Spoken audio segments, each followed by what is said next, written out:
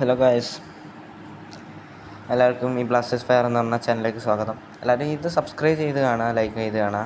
ഇന്ന് ടാർഗറ്റ് എന്ന് പറഞ്ഞാൽ 20 അല്ല വേണ്ട 2K ടാർഗറ്റ് വെക്കാമല്ലോ. നിങ്ങൾ സപ്പോർട്ട് വേണം, അത്രേ വേണുള്ളൂ.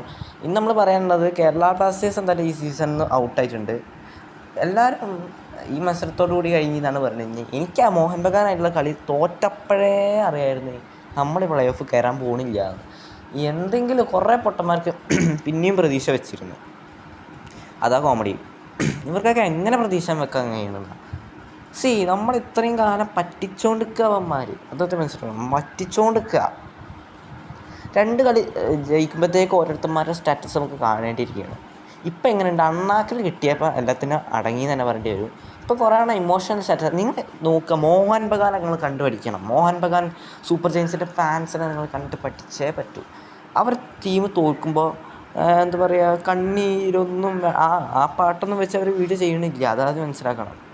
കേരളത്തിലധികം ഫാൻസ് ചെയ്യുമായിരിക്കും, പക്ഷെ അവർക്ക് ആ ചാമ്പ്യൻ മെൻറ്റാലിറ്റിയാണ് ഉള്ളത്. മനസ്സിലായില്ലേ?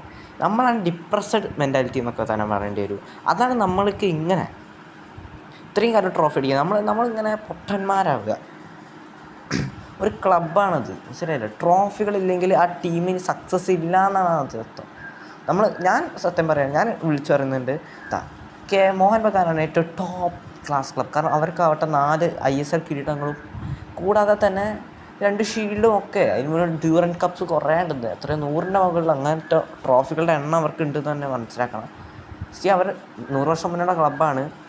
നമ്മൾ അത്രയൊന്നും ആവശ്യപ്പെടുന്നില്ല. ഒരു സൂപ്പർ കപ്പ് അതെങ്കിലും ഷെൽഫിലെത്തി. സൂപ്പർ കപ്പ് അങ്ങനെ ഡൊമസ്റ്റിക് കപ്പുകൾ നിങ്ങൾ എന്തുകൊണ്ട് എത്തിക്കുന്നില്ല? അതാ നിങ്ങൾ എന്തുകൊണ്ട് IS കപ്പ് മാത്രം ഫോക്കസ് ചെയ്യുന്നു, ഷീൽഡ് ഫോക്കസ് ചെയ്യുന്നില്ല?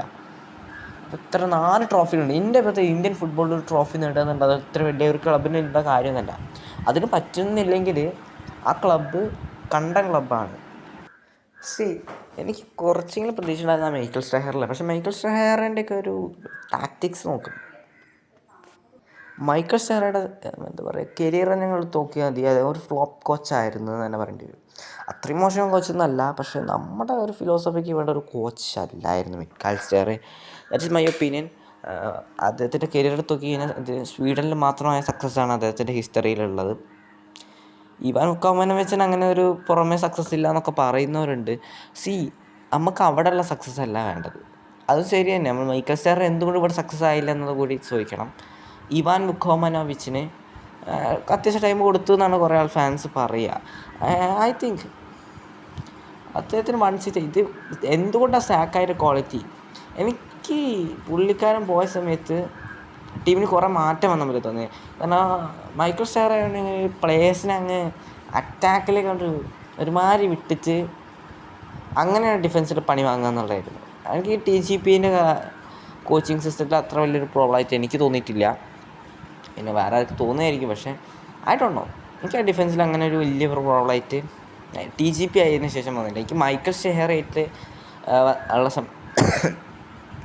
ഉള്ള സമയത്താണ് അത്രയും മിസ്റ്റേക്കുകളൊക്കെ ഞാൻ കണ്ടിട്ടുള്ളത്. അത്ര തന്നെ പറയാം.